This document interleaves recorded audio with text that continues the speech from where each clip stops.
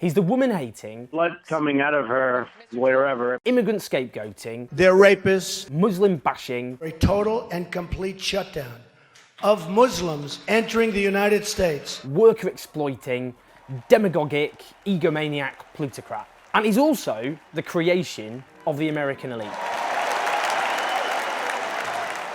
Donald Trump, when he launched his campaign, was all one big joke. How we laughed.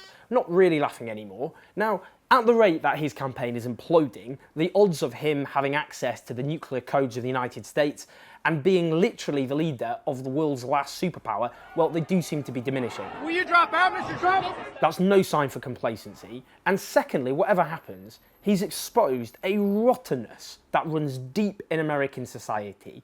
The racism, the Islamophobia, the misogyny that he has injected into the mainstream, and he's stirred up this angry movement that was always waiting for a figurehead. Build that wall!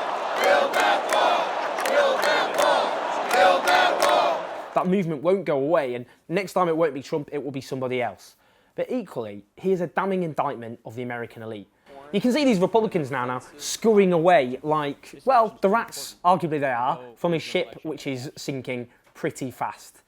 For years, Republicans across the party have tapped into this sense that immigrants are responsible for the ills, the many ills that afflict American society. They have demonised Muslims. If our enemies had their way, every person on earth would be subject to conversion by the sword. Islamic extremist terrorism. They've agitated against the basic rights of women, like the freedom to choose, the freedom to have control over their own bodies.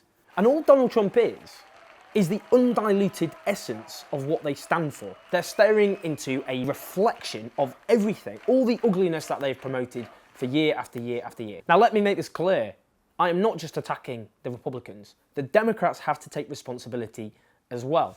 Because for many, many years, going back to the 1970s, the living standards of millions of Americans have stagnated or even declined. Traditional secure industries have been ripped away by free trade agreements, and these are policies that have not just been promoted and pursued by Republican administrations and Republican politicians, but by successive Democratic administrations and by Democratic politicians as well.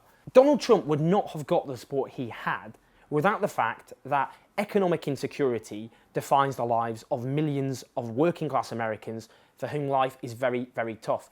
And under Barack Obama, the living standards of millions of Americans has not improved. They have paid the price for an economic crisis that started on Wall Street. In other words, Main Street America paid for what Wall Street did. Hillary Clinton is coming under despicable, sexist and misogynistic attacks.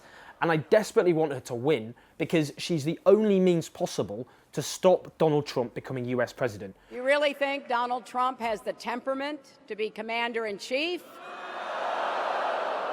Do I have faith in Hillary Clinton as a politician to address the very problems that caused the rise of Donald Trump? No, I don't. I think the administration she leads will be wedded to the pro-market dogma that is so responsible for so many of the problems of the United States, one of the most unequal societies in the entire Western world. And that's before I even go into Hillary Clinton's disastrous record on foreign policy, like supporting the calamitous Iraq war, and then being, I'm afraid, instrumental in, for example, the war in Libya. And that's why the Sanders phenomenon was so important, because he was the most successful socialist in US history. Of course, he was defeated, though he came a lot closer to victory than was expected. The movement that he represented now cannot die. It is more necessary than ever. The next president of the United States, Mr. Donald J. Trump. Every single vote for Donald Trump, I'm afraid, is a matter of shame for the United States. Every single vote will shame that country in the eyes of the world. That somebody so extreme, so fanatical, so full of hatred could come that close to the US presidency is something which will chill much of humanity. People in America will say it's their democratic decision who they choose, and people like me should butt out of it. Of course it is their democratic choice, but all of us will suffer the consequences. So the plea to the United States is this: show the best of your history. The United States of the civil rights movements, the United States of people like Harvey Milk, who stood up for LGBT rights, the America of the suffragettes, the America that stood up against injustice and fought for the rights of hundreds of millions of people. That America is a beacon to the world. And this is a deeply sinister and ugly side of the United States that doesn't just have to be vanquished, it has to be seen to be vanquished. And that's what's got to happen next month for the future of the United States, but the future of all of us.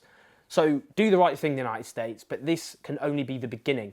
All of us in Britain and across Europe and the United States, we have to link up in the spirit of solidarity to overcome the bigotry and anti-immigration hatred that is sweeping my own country in Britain and all over the Western world, to come up with a compelling alternative and to deal with the root causes.